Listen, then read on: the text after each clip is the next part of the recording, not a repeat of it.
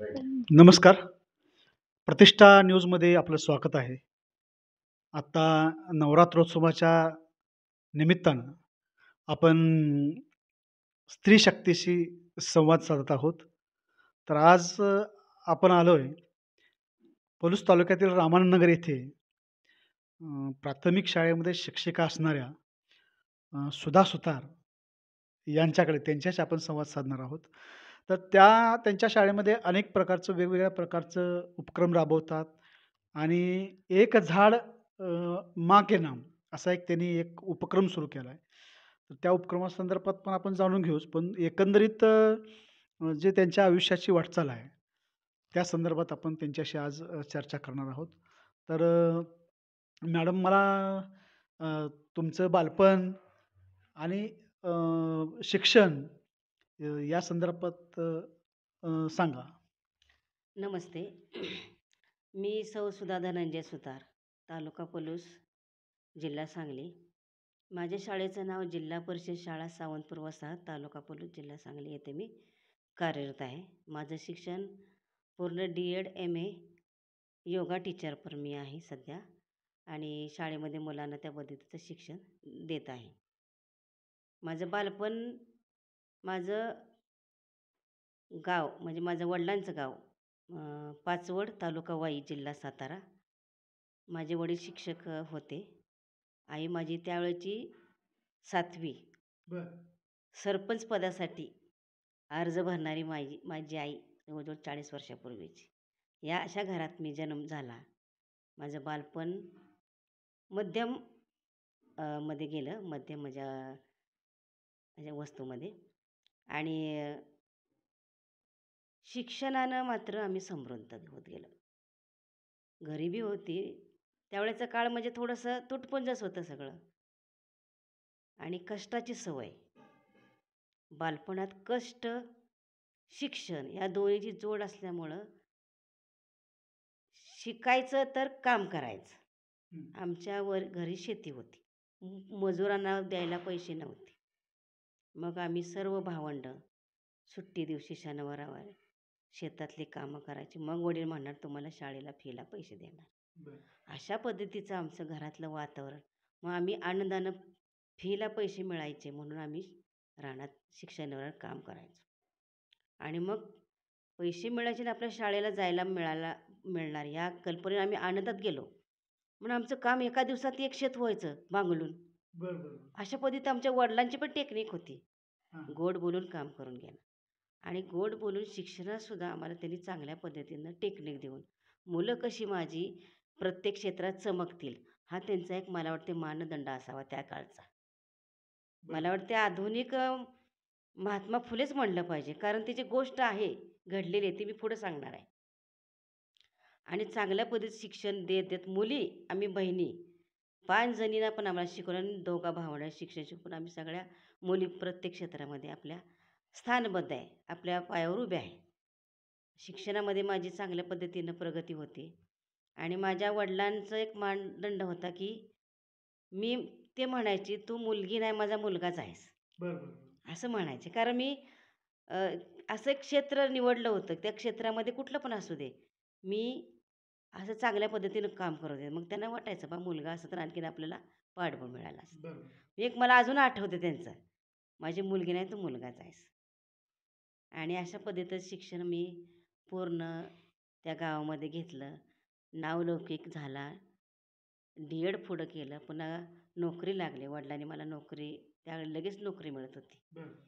आणि नोकरी लागल्यानंतर मग लग्न अशा पद्धतीनं आमची प्रगती होत गेली. सगळ्या भावंडाचं पण चांगलं झालं. बरं. अशा पद्धतीने शिक्षणाची आमची चढती कमान. पुन्हाही मी शिक्षण घेतलं. माझं लग्न झाल्यानंतरही मी मला शिक्षणाची आवड होती. शिक्षणाशिवाय पर्याय नाही. हे मी फार दिवसापासून ऐकते आहे. आणि खरंच शिक्षणाशिवाय पर्याय नाही. ही गोष्ट खरीच आहे. आता तुम्ही आता माहेरचं सांगितलं. मग लग्नानंतर सासरचं वातावरण कसं होतं? हां. माझे सासरे, माझी सासू माझे सासरे कंपनीत होते. म्हणजे कमी शिकलेले 10वी पर्यंत. आमची आई, सासूबाई पण शिकलेल्या होत्या. पण सुनांना शिकलेलं त्यांना खूप आवडायचं. काही नाही, तुम्ही शिकलं पाहिजे. माझी सून नोकरीवालीच असावी, असे त्यांचा एक मानदंड होता आणि मला नोकरीवालीच सून मी केली, असं त्यांना एक त्यांच्या चेहऱ्यावर असायचं. बरं, बरं. त्यांना आणि अभिमान होता. अभिमान होता. हां. आणि मग त्यांची ही चांगल्या पद्धतीने मला एक शाबासकी मिळत असे. बरं. माझी सून नोकरीवाली आहे. बरं, बरं. सगळ्यांना सांगायचे माझी नोकरी सून शिक्षक आहे. शिक्षिका आहेत बरं, आणि मला चांगलं सांभाळते. म्हणजे हा त्यांचा एक थोडासा पैलू मी शेवटपर्यंत जपून ठेवला आहे. बरं. आणि मला खूप अजून माझे आई-वडीलच वेगळे असं मला अजून जाणवतं. आता मला तुमच्या शाळेत जे तुम्ही काय उपक्रम राबवता, हां. तर त्या संदर्भात जरा सांगा? पर्यावरणपूरक उपक्रम आहेत. नंतर कृतीतून वैज्ञानिक दृष्टिकोन देणारे, अंधश्रद्धा निर्मूलनाचे काही पथनाट्य आहेत. सामाजिक जाणीव निर्माण करणारे काही पथनाट्य आहेत. टी व्हीवरचे कार्यक्रम, आकाशवाणीवरचे कार्यक्रम, अ, मुलांना प्रत्येक कृतीतून दिलेलं शिक्षण, शैक्षणिक साहित्य स्वतः आम्ही बनवतो शाळेमध्ये आणि त्या शैक्षणिक साहित्यातून मुलांना अ, अ, प्रत्येक कन्सेप्ट आम्ही क्लिअर करतो. जेणेकरून तो मुलाला समजला किंवा नाही हे आम्ही वारंवार पडताळून पाहतो. बरं, आता आम्हाला शाळेमध्ये इंग्रजी पेट्या आहेत, गणित पेट्या आहेत. त्या आम्ही प्रत्येक तासाला आम्ही वापरतो. स्पोकन इंग्लिश आम्ही खेडेगावामध्ये चांगल्या पद्धतीने राबवलं आहे. बरं, मुलांना आता काळाची गरज आहे इंग्रजी येणं. बरं, पालकांनाही वाटतं एकच मुलं असतं, पण त्या पालकांना वाटतं आपला मुलगा इंग्रजी फाडफाड बोलला पाहिजे. बरं, मी म्हणते त्या पद्धतीने नाही झालं तर मराठी शाळेमध्ये आम्ही मुलांचं अक्षर, लेखन चांगल्या पद्धतीनं मुलांना वाचता यावं. त्या बरं, मुलांना इंग्रजीचं कन्सेप्ट क्लिअर जरी नाही झाला, तर थोडं का होईना एक 60% मुलांना इंग्रजी येणं अपेक्षित आहे. कारण आपलं माध्यम मराठी आहे. पण बरं. आमच्या शाळेतील मुलांना स्पोकन इंग्लिश आम्ही हा उपक्रम राबवला म्हणून पहिलीच्या मुलांचं खूप इतकं अक्षर चांगलं आहे. त्यांचे चांगल्यापैकी ते इंग्रजीत बोलू शकतात. 2 मिनिटं संभाषण करू शकतात. अशा पद्धतीने आम्ही शिक्षण आमच्या शाळेमध्ये देतो. आणि स्पोकन इंग्लिश इंग्रजी बाराखडी मला प्रत्येक त्यांना इंग्रजी नाव कसं करायचं, कानाचे शब्द कसे तयार करायचे, वेलांटी, उकार असं इंग्रजीत त्यांना बाराखडी आम्ही थोड्या-थोड्या द्यायचं म्हणजे जेणेकरून मुलांना समजेल अशा पद्धतीने आम्ही देतो. मुलांना पुस्तकातील पेजवर त्यांचे घटक घेणे, वाचन करणे असं मुलांना आम्ही करून घेतो शाळेमध्ये. बरं. मुलांना आमच्या शाळेमध्ये इंग्रजीची खूप म्हणजे खूप प्रगती आहे आमच्या शाळेमध्ये मुलांत. मुलं चांगले वाचतात, बोलतात. अशा पद्धतीनं स्पोकनचा खूप परिणाम ह्या मुलांच्यावर होतो आहे. बरं. आणि आजही तो उपक्रम आमच्या शाळेमध्ये चालू आहे. आणि अ, आता जे विद्यार्थी आणि विद्यार्थिनी यांच्यामध्ये आता जे मालिका बघून किंवा मोबाईलवर जास्त वापर करून, तर त्यांच्या मानसिकतेमध्ये जो फरक पडला आहे, तो त्याच्यामध्ये समानता असावी किंवा मुलींच्या मनामध्ये म्हणजे मुलांच्या मनामध्ये मुलींच्या संदर्भात सन्मान असावा. या संदर्भात तुम्ही काय विशेष उपक्रम वगैरे राबवता का? हां, शाळेमध्ये आम्ही हा उपक्रम समानता हा आमच्यामध्ये हा घटकच आहे. हं, समानता मुलगा आणि मुलगी हे जसे आई-बापाला समान आहेत, हं. तसे शिक्षकांनी सुद्धा समानच मानून घेतलेले आहेत. का? बरं, तर त्याशिवाय वर्गाची पण प्रगती नाही, त्या मुलाची पण वैयक्तिक प्रगती नाही. मग कामं असले तर कुठली वर्गाची स्वच्छता असेल किंवा बाहेरची कामे असेल त्याला ती नेमून दिले. त्या मुलाला पण सांग, "हे तू काम करायचं आहे." मुलींना त्यांनी त्यांनी स्वच्छता केली, "तुम्ही केर भरून टाका. तुम्ही रांगोळी काढा." मुलांना सांगायचं, "तू रांगोळी काढ. हं, पानाची माळ दाराला लाव." किंवा वर्गच नीटनेटकं ठेवायचं, दप्तर व्यवस्थित ठेवणं. मुलींनी सांगणार, "मग तुम्ही कचरा करू नका." कारण मुलांना सांगायचं आणि मुलींनी जर कचरा केला, तर त्यांना समज द्यायची. हं. तुम्ही तसं वागायचं नाही. घरामध्ये सुद्धा त्यांच्या पालकांना थोडंसं मीटिंगमध्ये सांगायचं, "बाबा, तुम्ही दोघांनाही समान कामाचं एक वाटप. नियोजन करा. बाबा, मुलीला जसं ताट उचल म्हणता किंवा मला तांब्या दे, भाजी चीर किंवा एखादं भांडं घास." तर मुलांनाही सांगायचं, "तू कपडे नीटनेटकं ठेव. तुझे कपडे एखाद्या दिवशी आठवड्यात 2 वेळा तरी धुव हं, किंवा जेवणाचं ताट उचलून बाहेर नेऊन ठेव. बरं. स्वच्छता एक थोडीशी आपलं घरातलं स्वच्छता थोडी सफाई करून घे." हे सुद्धा पालकांनी म्हणजे जेणेकरून आई असते घरामध्ये, त्या आईला एक सांगतो.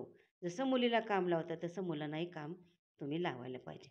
मग तो कसा मोकळाच राहतोय. मग चिडवतो, "कशी काम करती? कशी काम करती?" असं होतंय. हं, मग तसं न करता मुलींच्यामध्ये इगो निर्माण होतो. मलाच आई कशी काम सांगते. आणि मुलांना दोन्ही मुलांना काम येणं काळाची गरज आहे. कुठेही शिकायला गेलं त्या मुलांना काम बरोबर. यायलाच पाहिजे. आणि संस्काराच्या संदर्भात काय सांगाल? संस्काराच्या संदर्भात जरा टीव्ही, मोबाईलमुळं मुलांच्यामध्ये अ, प्रेम माया कमी झालेली आहे. आईबद्दल सुद्धा ओढ कमी झालेली आहे.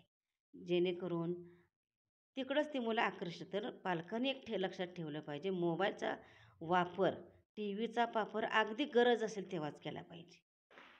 टीव्ही आले की नको आहे, एवढा अभ्यास झाला बरोबर. पाहिजे. ती वस्तू त्या वस्तूचा पुरेपूर वापर केला पाहिजे. संस्कार जर म्हणता, तर संस्कार त्यांना पद्धतीनं वागणूक करणं, त्यांच्यावर मारहाण न करता, गोड बोलूनच त्यांना थोडंसं वागलं पाहिजे नम्रपणे. हां. विश्वासात घेऊन, त्यांची मैत्रीण होऊन, मित्र होऊन त्यांच्याशी वागलं. "तू नाही हे बरोबर करत नाहीस." असं नाही करायचं. आणि मुलगी ही आपली ती सुद्धा आपली बहीणच आहे बरं का शाळेतील, हां. असं सुद्धा सांगायचं. ती बरं. आपली शाळेतली ती सीमा आहे ना, ती सुद्धा बहिणीसारखं आपण वागायचं बरं का तिच्याशी. असं सुद्धा घरातून सुद्धा त्याला एक सांगितलेलं गेलं. आणि शाळेत सुद्धा आम्ही घेतो. त्या मुलीची आपण असं वाईट बोलायचं नाही. तिच्या वडिलाचं नाव घ्यायचं नाही किंवा त्या मुलीला पण सांगायचं तिच्या वडिलाचं नाव घ्यायचं नाही. एकमेकाची भांडताना नाव हां, हां, घेतात. हां. बरोबर. हे संध्याचं पोरगं, हे असं. तसं हं. नका आहे. तसं करायचं नाही. एकमेकांना आदरपूर्वक आपणच घरात आदरपूर्वक बोललं, तर ती मुलंसुद्धा आदरपूर्वक बोलणार आहेत. आता काळच बदलला आहे, तुम्ही आम्ही तरी काय करू शकत नाही. जेणेकरून आपल्या मुलांचं कसं चांगलं होईल, हे पालकांनी अगदी डोळ्यात तेल घालून लक्ष दिलं पाहिजे. आता आम्हाला तुमचा जो ह्याचा उपक्रम आहे, की एक एक झाड हां, माँ के नाम, माँ नाम. तर त्या संदर्भात जरा सांगा? हां, एक झाड माँ नाम. म्हणजे हा त्या मुलगा असू दे किंवा मुलगी असू दे, त्या झाडाबद्दल जास्त माया कोण करतं, तर मुलं करतात. हं. मग त्या मुलांना काळजी, जबाबदारी वाढली पाहिजे त्यांची. आईनं ते झाड लावलंय, हं. तिचं नाव येतंय तिथं. मग आईनं जास्त जबाबदारी उचलायची, असा पण एक अर्थ होऊ शकतो. ते झाड जगलं, तर त्याचे काही फळं, फुलं आपल्याला खायला मिळतील. आणि त्याचं मुलांना आपण झाडं लावताना घेतलं बाबा एखादा फोटो काढला, तर मुलं नाही, मी माझ्या आईसोबत फोटो काढला लहानपणी. झाड मोठं झालेलं असतंय. मग मुलांना पण ते बरोबर. मोठेपणी बरं वाटणार ना. हां. आणि वृक्ष संवर्धन होते, वृक्ष वाढ होते आणि मुलांच्यामध्ये वृक्षाविषयी जाणीव जागृती निर्माण होईल. आता झाडं लावण्याची गरज आहे. झाडं लावली तरी जगवणं महत्त्वाचं आहे. ही बरोबर. संकल्पना मुलांच्यामध्ये निर्माण होण्यासाठी एक झाड मागे ना, बरं. ही मला सुचलं. आणि बीजगोळ्यांचा काय उपक्रम हां, आहे तुमच्याकडे? बीजगोळ्यांचं. आता जिल्हा म्हणजे पूर्ण महाराष्ट्रातच सावली पेरूया हा आमच्या तृप्ती धोडमिसे ह्यांनी जे पुढाकाराप्रमाणे ह्यांनी घेतलेला हा कार्यक्रम. अ, बिजांचं रोपण केलं आहे, प्रत्येक शाळेवर केलेलं आहे. मग त्यांनी पिशव्यासुद्धा आम्हाला दिल्यात. माती आपण फक्त भरायची आणि त्या बिया रोवायच्या. त्याचं बीजारोपण झालं का नाही, त्या शिक्षकानं बघायचं आहे. आणि ती झाडं समजा वाढली, रोपं झाली, की ती ज्यांनी आपल्याला पुरवठा केला आहे. आता सयाजी शिंदे आमच्या ह्याला आहेत म्हणजे आपल्या त्यांनी हे केलेलं आहे म्हणजे झाडे लावण्याचा उपक्रम करतातच नेहमी. मग त्यांच्या अंडर त्यांनी तुम्ही जी बीजं लावलीत, रोपं झाली ती मी झाडं लावणार आहे. लावणार आहे. म्हणजे किती मोठा वरदहस्त आहे बघा. म्हणजे वृक्ष संवर्धन करणारा माणूस आपल्याशी निगडीत आहे. मग आपण त्याला मदत करायलाच पाहिजे. बरोबर. मग मुलांच्यामध्ये पण हा दृष्टिकोन आपण निर्माण केला, तर पाऊस पडेल, सृष्टी थंडगार होईल, फुलं मिळतील, फळं मिळतील, पुढच्या पिढीचं त्याला एक आधार मिळेल. म्हणून चला सावली पिरूया मुलं ह्या पूर्ण शाळामध्ये हा चांगल्या पद्धतीनं उपक्रम राबवलेला आहे. आम्ही जवळजवळ 250 बिया आम्ही लावलेल्या आहेत. बरं. अशा पद्धतीचा हा उपक्रम आमच्या शाळेमध्ये आमच्या पूर्ण महाराष्ट्रामध्ये, पूर्ण जिल्ह्यामध्ये हा आम्ही केलेला आहे. आणि त्याचं वर्षांत निरीक्षण करायचं आहे. नुसतं रोप लावून नाही थांबायचं. ते वाढतंय का नाही, नाहीतर नाही वाढ दुसरं लावायचं. हे शिक्षकांनी सुद्धा त्यांना विचारणं आहे. बरोबर. त्यांच्यावर एक जबाबदारी दिली आहे शासनानं सुद्धा. म्हणजे शिक्षकसुद्धा करतायत. बरं. अशा पद्धतीचं आता मला सांगा, सामाजिक क्षेत्रामध्ये आपलं काय काम आहे? हा सामाजिक क्षेत्रामध्ये अ, पूरग्रस्त जे लोक आहेत, भूकंपग्रस्त, त्या लोकांना आम्ही आपल्या वर्षाकाठी काही निधी मदत करणं, कुठल्याही स्वरूपात आम्ही देतो.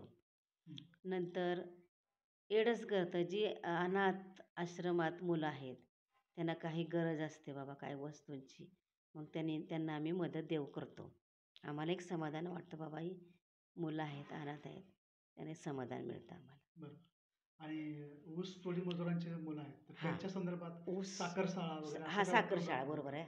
हां, 4 वर्षापूर्वी मी साठेनगरला होते. तिथं साखर शाळा आम्ही उपक्रम घेतलेला होता. आमच्या पलूस तालुक्याअंतर्गत विषय तज्ज्ञ आमचे केंद्रप्रमुख आमने साहेब यांच्या संयुक्त एकत्रीकरणातून आणि साखर शाळा आम्ही क्रांती कारखाने आम्हाला त्यांना देण्यात आले होते.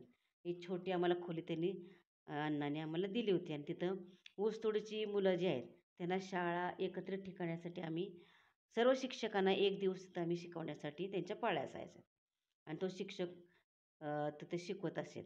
त्या मुलांना खाऊसुद्धा म्हणजे भात, आमटी जो रोजचं काय आपण जेवण जेवण ते आम्ही देत होते. आमच्या शाळेमार्फत मी स्वतः देत होते. तिथं देत होतो. बरं. मग काय त्यांची माणसं कधी न्यायला यायची का कधी आम्ही पोच बरं. करत होतो.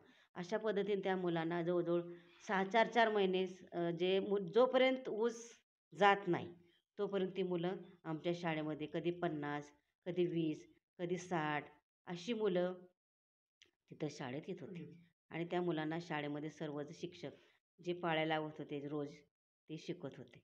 आम्हाला पण आनंद होता माझ्या शाळेतनं मुलं त्या खाऊ जातंय, भात बरं. आमटी. मग आम्ही भरपूर चांगल्या पद्धतीने ती मुलं भातासाठी वाटत बघत होती. बरं. त्या नादाने ती मुलं येत होती शाळेत. मग ती मुलं शाळेत यावीत म्हणून त्यांच्या आई-वडिलांचं काही प्रबोधन वगैरे करत होते? आई-वडिलांचं प्रबोधन म्हणजे कसे त्या मुलांना आम्ही त्या जिथं-जिथं त्यांची खोपटं असायची, त्या खोपटामध्ये आज शाळेत आम्ही येणार आहे बरं का, त्यांना पाठवा. बरं, बरं पाठवतो. जरी नाही मुलगा आला तरी आम्ही 2-2 मुलांना तिथं जवळच असायचं तिथं. हां, हां. त्यांना बोलवून आम्ही आणायचो. बरं, बरं. जेणेकरून ती मुलं आम्ही जायच्या आधीच ती मुलं अशी ओढून बसायची बरं, दारात. बरं, बरं. "मॅडम भात आणला नाही?" हां. "आणतो." आलेत का त्या बरं. भाताच्या नादाने तरी ती मुलं यायची.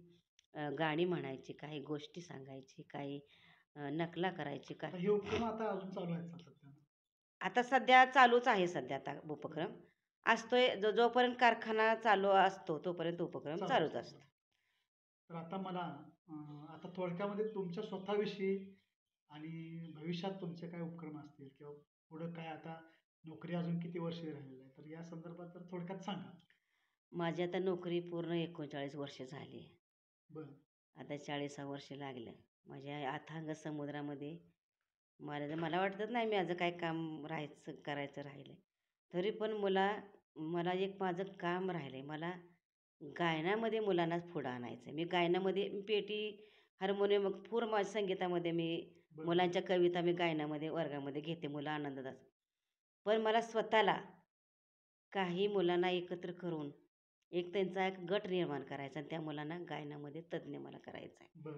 अरे वाह! आणि त्या मुलांना आनंद निर्माण करून ती मुलं कशी शिकतील बाबा गायनातून कसं शिकावं किंवा शाळेवर एखादा मला तास दिला कुणी रिटायर झाल्यानंतर मी तो करेन. म्हणजे सामाजिक काय उपक्रम असतील त्याच्यासाठी मी तयार आहे. बरं, कुठलं मिळेल ते मी काम त्याला तयार आनंद निर्माण होईल असं मी काम करणार.